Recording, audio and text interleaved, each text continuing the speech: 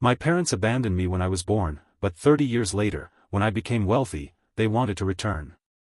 I remember the exact moment I first opened my eyes, if a newborn could remember anything at all, and only heard silence. Just silence, and the soft thud of my heart beginning its journey. My name is Jackson Reed, but that name didn't belong to me at first. My family, the Morgans, Nancy and Robert Morgan, made clear from the start that I was a mistake. Their voices were hushed as they spoke in the nursery corridor, deciding what to do with me. "We can't keep him," I heard my mother say. "He'll ruin everything." While I lay in that cot, they carried me away. I never saw their faces clearly, never heard their voices calling Mommy or Daddy. I grew up in foster care, rotating houses, rotating names, rotating hope. Foster parents with good intentions, kind strangers who cared. I collected birthdays, October 5, 1995. I collected friendships. But I never collected family. By the time I was 10, I'd learned to be invisible. In classrooms, I sat in the back, took careful notes, but never raised my hand. Confidence was a luxury I couldn't afford. I grew tall, lean, quiet. Teachers called me plucky. I called myself alone. And still, hearing about the Morgans, the pamphlets left behind, a name or two, an address, I wondered what home might have felt like. I met two people who changed everything, Maria Cooper, my foster sister, and her older brother, Ethan. They came into my life at 12, and they held me steady. Without them, who knows where I'd be? Maria taught me to laugh. Ethan taught me to fight, for grades, against injustice, and for a future that didn't consist of more broken hearts and bounced hopes. College came and went. I became an engineer, mechanical, precise, determined.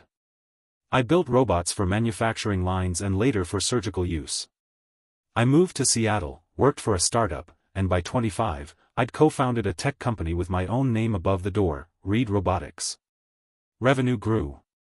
The company became a leader in medical automation. Investment poured in. My bank account filled. For the first time in my life, I felt safe. Solid. Owned something. In those early days, Seattle coffee shops and late nights, I never forgot the Morgans. I found them, Nancy and Robert, living in Palo Alto.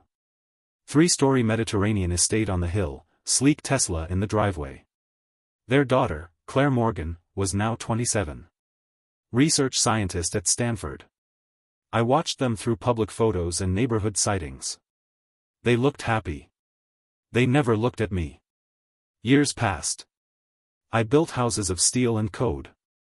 I bought a home in Bellevue, spacious, full of sunlight, with a 4-car garage. I dated, I traveled. I hosted dinner parties around oak tables with friends. Maria and Ethan stayed close, their loyalty was unwavering. But something inside me tightened. Then came the letter. No return address. Just my name, Mr. J. Reed, in curving script. I opened it in my office, the city lights flickering across the windows. Dear Jackson. Life has a way of closing doors and opening new ones. We see you've done well for yourself. Quite well. You've built something impressive. We're proud. We would like to see you again. Love. Mom and Dad. Just like that, 30 years after they cast me away, they wanted me back.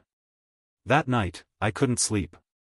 I stared at the ceiling fan turning in pale moonlight, felt the smooth comfort of my mattress, safe under a duvet. I pictured Kara, my fiancée, a nurse who taught me love didn't always leave scars. I pictured Maria reading a technical report next to us, Ethan tinkering with a new gadget at my workbench. I pictured the children I might have someday. Did I want the Morgans to appear in those pictures? I walked to the window. Below, the city pulsed. Somewhere in Palo Alto, Nancy and Robert probably sat in their living room, waiting. Hoping I'd reply. My mind reeled. Anger. Guilt. Betrayal. Curiosity. I folded the letter, tucked it into my desk drawer. Tomorrow, I thought, would be the beginning of something real. Or the end of everything. I didn't know which yet. I didn't respond to the letter right away. Part of me didn't want to give them the satisfaction of knowing they had reached me. But curiosity, it's a tricky thing. It creeps up on you, soft and relentless, like fog rolling in off the Puget Sound. 5 days later, I stood in front of my desk again, staring at the folded paper. Proud, they'd written. Proud of what? That I'd survived without them? That I'd made it out of a system they left me to rot in? Or that I'd become wealthy enough to be of value again? I grabbed my keys, dialed a number, and called Ethan. You think I should meet them? I asked. He was quiet for a moment. Then, only if you want closure. But don't expect answers that'll make sense. He was right. The following week, I flew to California under the guise of a business meeting. I rented a black Range Rover, stayed in a boutique hotel in Mountain View, and drove to the address I'd memorized years ago. Their house looked like a postcard. Arched windows. Ivy crawling up the columns. The kind of front door you'd see in glossy real estate brochures, deep mahogany with brass fittings. I sat in the car, my heart thudding like I was about to walk into an ambush. In a way, I was. I rang the bell. Footsteps. The door opened. And there she was. Nancy Morgan. She hadn't aged the way some people do. Her blonde hair was streaked with silver, but her posture was perfect, her expression measured. She didn't look shocked. She looked prepared. Jackson, she said. Just like that. Like she'd been saying my name her whole life. I couldn't speak. She stepped aside. Come in. The house smelled like lemon polish and old wood. A grand piano sat in the corner of the living room. Family photos lined the mantel, Claire in a graduation cap, Robert in golf attire. No sign of me. Not that I expected it. Robert entered next. Tall, lean, with the kind of stiff jaw I remembered from pictures. He extended his hand like we were strangers at a business dinner. Son, he said. I ignored the hand. We sat. No one knew what to say. So I said it for them. Why now? Nancy blinked. We made a mistake. A huge one. We were young, scared. We didn't think we could handle another child. It was selfish. But we regretted it. Did you? I asked. Did you regret it when you bought this place? When Claire was getting piano lessons and college tutors? When you drove past homeless shelters without a second glance? Did you regret it every Christmas morning I spent alone? Robert shifted in his seat. We didn't come here to defend ourselves. We came here because we want to reconnect. If possible. I laughed. It wasn't funny, but what else could I do? Reconnect, I repeated. You abandoned me as a baby. I had to learn to survive in group homes while you built this perfect little world. Now that I'm successful, you want a relationship? Nancy's eyes welled up. But I'd seen real sorrow before. From kids like me who had nothing. This felt more like shame disguised as sadness. Then I noticed her glance toward the hallway. Claire's here, isn't she? Nancy nodded slowly. She asked to speak with you too. If you're willing. I didn't reply. I stood up and walked toward the hallway before they could stop me. The hardwood floor echoed under my steps. Claire stood in the kitchen. She looked almost exactly like me. Same eyes, same jawline. She was holding a glass of water, hands trembling slightly. Hi, she said. I'm Claire. Your sister. I nodded. You probably hate me too, she added. I don't even know you, I said. She looked down. They never talked about you. I didn't know until 2 years ago. I found papers. An old photo. They admitted it all. I was stunned. So what do you want? I want to know my brother. If you'll let me. I stared at her. She seemed sincere. But trust wasn't something I handed out freely. Not anymore. I don't know, I said. Claire set the glass down. That's fair. I left without promising anything. Just a nod. Just a pause. They watched me walk down their steps and back into the car. That night, I didn't sleep again. Was it possible to rebuild something from ruins?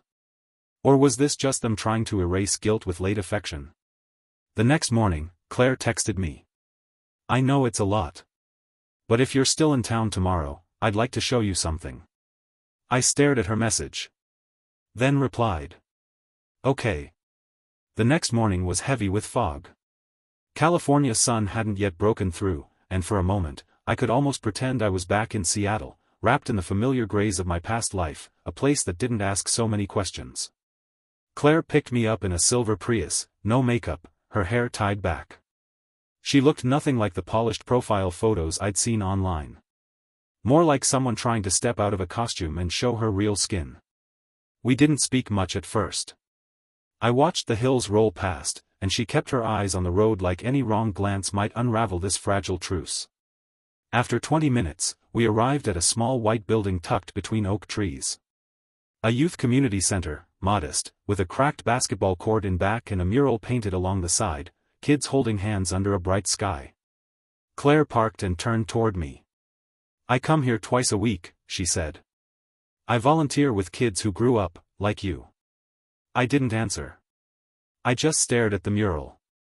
One of the kids painted in the scene had eyes like mine. I didn't bring you here to guilt you, she added quickly. I just wanted you to know I've tried to do something with what I learned. I stepped out of the car. Inside, the place smelled of clay, hand sanitizer, and cheap pizza. A group of kids sat at a table drawing, laughing with a volunteer. Another group played a chaotic game of Uno in the corner. Claire waved to someone, then guided me to a quieter hallway with photos pinned to corkboards, group shots, handwritten notes, thank you cards. She stopped in front of one photo. A small, wiry boy with sharp eyes and a wide grin. Claire smiled. That's Kyle, she said. He reminds me of you. Smart, a little guarded. But kind. The weight in my chest shifted. I looked at her again. Really looked. You're not them, I said quietly. No, she replied. But I carry them. We left the center in silence, the drive back feeling less brittle. I was still angry. That wasn't going away anytime soon. But something else had cracked open. When she dropped me off, she hesitated. There's something else you should know, she said. They didn't want me to tell you this, but I think you deserve to hear it. I leaned against the door of the car. Go on. Our parents didn't just give you up because they were scared. There was pressure, from Grandma Elaine. She said having a child out of wedlock would destroy the family's reputation. They weren't married when you were born. That hit harder than I expected. She threatened to cut them off, Claire continued. College funds, inheritance, everything. They caved. It was cowardly. I'm not defending them. But they were 21. And afraid. I closed my eyes. That name, Elaine, stirred something in me. I'd heard it before, in old case documents.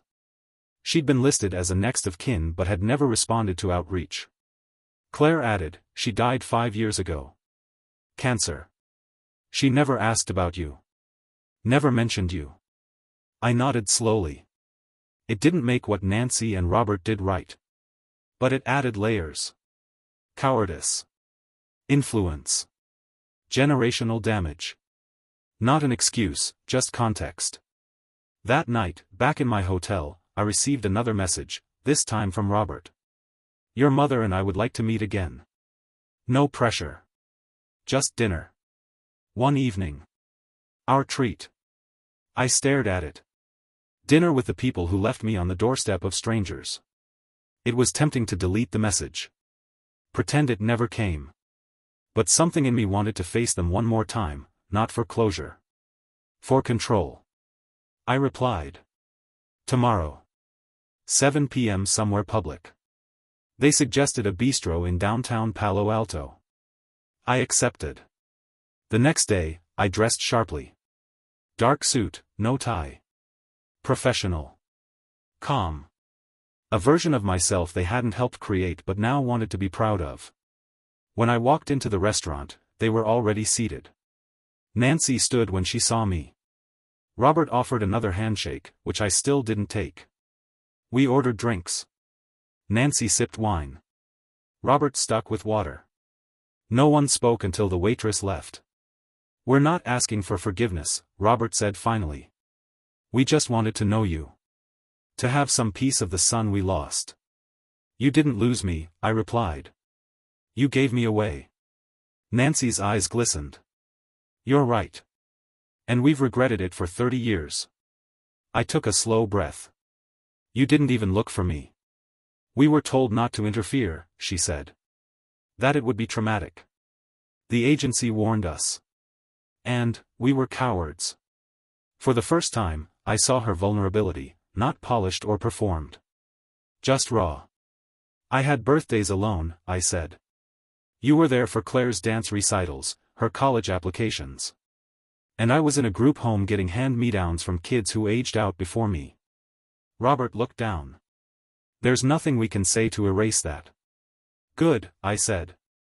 "Because I'm not here for an eraser. I'm here to decide if the future deserves a space for you." Silence stretched. Then Nancy said, "What do you need from us?" I leaned forward. "Honesty. Consistency. And no expectations." Robert nodded. "Understood." Dinner ended with quiet agreement. Not reconciliation. But maybe the blueprint of one. I left the restaurant not feeling lighter, but more grounded. And the next morning, Maria called. "You okay?" she asked. "I don't know," I said. "But I think I'm ready to find out." 3 weeks passed. I returned to Seattle. My life resumed, board meetings, engineering stand-ups, and late dinners with Kara. The sun came back for its summer fling with the city, lighting up Lake Union and casting long shadows across my office. But something had changed. It wasn't forgiveness. It wasn't acceptance. It was awareness. A new wrinkle in the fabric of who I was. One afternoon, while reviewing a new robotic limb prototype with Ethan, I got a call. "Claire." I stepped into the hall. "Hey," I said. "Hi," she replied. "Are you free next weekend?" I hesitated. "Why?" "It's Mom's birthday. Small gathering. She asked me to invite you." "No pressure, just a chance to spend a few hours together." I looked through the glass wall of my office. Beyond it, a team of engineers were assembling components I had designed on a napkin 2 years ago. "All right," I said. "I'll come." "Really?" she asked, surprised. "I said I'd try," I replied. "This is me trying." When the weekend came, I took a short flight back to Palo Alto. No hotels this time. Claire offered her guest room, and I accepted. Her apartment was modest, filled with books and sunlight. A framed photo of us from the community center visit stood on her bookshelf. That surprised me. "You kept that?" I asked. She smiled. "Of course." The party was small, just family, a few neighbors, and some of Nancy's friends from her local arts council. I kept my distance at first, nursing a glass of water, pretending to study the family portraits on the wall. At one point, Nancy came up beside me. "That one was taken the day Claire got her driver's license," she said, pointing. She ran over the mailbox backing out of the driveway. I laughed, genuinely. Claire must have heard it, because she turned from the kitchen, grinning. It wasn't long before the neighbors left and only the 4 of us remained. Nancy brought out a pie, apple, homemade, and we sat around the table like we'd done it every year of my life. Claire broke the silence. "Jackson, tell them what you're working on now." "The new project." I hesitated. Then I told them. About the AI-assisted microsurgery system. About how we were partnering with hospitals in developing countries. About the clinic we planned to open in Detroit, a nod to my childhood in the system, and the kids like me who never had a chance. Nancy wiped a tear. "You're remarkable," she whispered. Robert added, "We had no hand in it, but we're proud of you." Genuinely. That hit something in me. I nodded once, quietly. Later, as I stood near the back porch looking out over their neatly trimmed backyard, Robert joined me. "Your mother wanted to give you something," he said. He handed me a sealed envelope. My name was written in soft cursive, Nancy's hand. I opened it in private, later that night. Inside was a letter. Just one page. Jackson. If you're reading this, then you came back. Even a little. There is nothing I can say that can undo what we did. But I need you to know, from the moment you left that hospital, not a single day passed where I didn't think of you. I dreamed of birthdays. Soccer games. Science fairs. I imagined the way you might smile. I sometimes saw your face in strangers and felt my stomach turn inside out. I was afraid. And I let fear guide the biggest mistake of my life. You didn't deserve that. You deserved safety, love, family. I know you became all of those things, somehow, on your own. And I'm in awe of you. If you give us a place in your life, even a corner of it, we will never ask for more than you're willing to give. We're not here to claim what we abandoned. We're just hoping for a second chance, to do things right, even if it's late. Love always. Mom. I folded the letter and sat in silence for a long time. The words didn't fix anything, but they anchored me. They were real. Painful. Honest. And that meant something. The next morning, I called Maria. I think I'm going to see them again, I said. She was quiet for a second.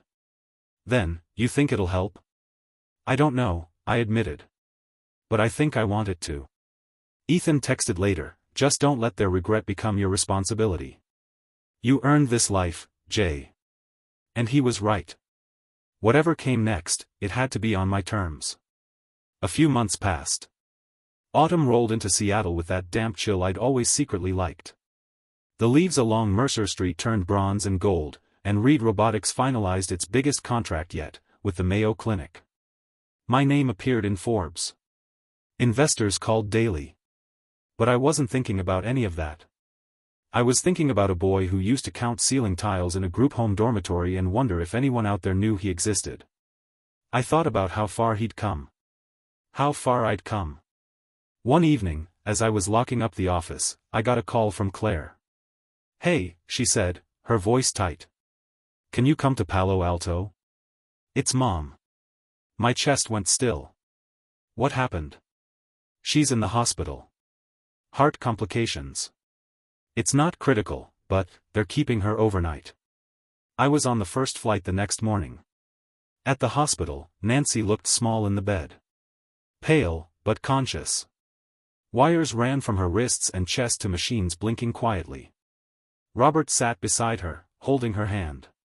Claire was in the corner, reading a book but not turning pages. When I walked in, Nancy smiled faintly. You came. Of course I did, I said.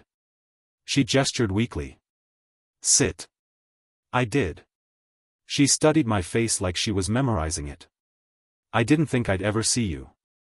Not after everything. But you're here. I'm so grateful. Her words faltered, her breath short. I'm not perfect, I told her. And I'm not ready to rewrite the past. But I'm here. I'm learning. She nodded. That's all I could ever ask. After the visit, I stayed with Claire for the weekend. We cooked, talked, laughed. I told her stories from my childhood she'd never heard before, funny ones, painful ones. She shared stories about growing up as an only child and wondering what it might have been like to have a brother. We realized we had the same dry humor. The same way of organizing the fridge alphabetically. It was weird and comforting. Before I left, Robert stopped me on the front porch. I know I'll never be your father, he said. But if there's ever a day you want to talk, about anything, stocks, sports, politics, plumbing, I'll be there. I nodded. I might take you up on that. He extended his hand again. This time, I shook it. Back in Seattle, I began to make space. Not just physically, in my schedule, my life, but emotionally. I invited Claire to our holiday party. I called Nancy weekly. Sometimes short calls. Sometimes just a check-in. But they mattered. Eventually, I brought Kara to meet them. I could tell Nancy liked her instantly. She keeps you grounded, she said later. She makes me want to stay grounded, I replied. One afternoon, a year after the letter first arrived, I sat on my back porch with Maria and Ethan, watching the sun disappear behind the trees. "Do you regret it?" Maria asked softly. "Letting them in?" I thought about that for a long time before answering. "No," I said finally. "Because I didn't let them in to fix the past. I let them in to stop it from defining the rest of my future." Ethan sipped his drink. "Still, you didn't owe them anything." "Exactly," I said. "Which is what made the choice mine." We toasted that night, to chosen families, to second chances, to wounds that don't vanish but can become part of the story without owning it. And later, as I sat alone, I pulled out the letter from my drawer again. The ink hadn't faded. The pain hadn't either. But now, it sat beside something new. Hope. Thank you for watching the video. Like it if you watched the video to the end and don't forget to subscribe. Have a nice day.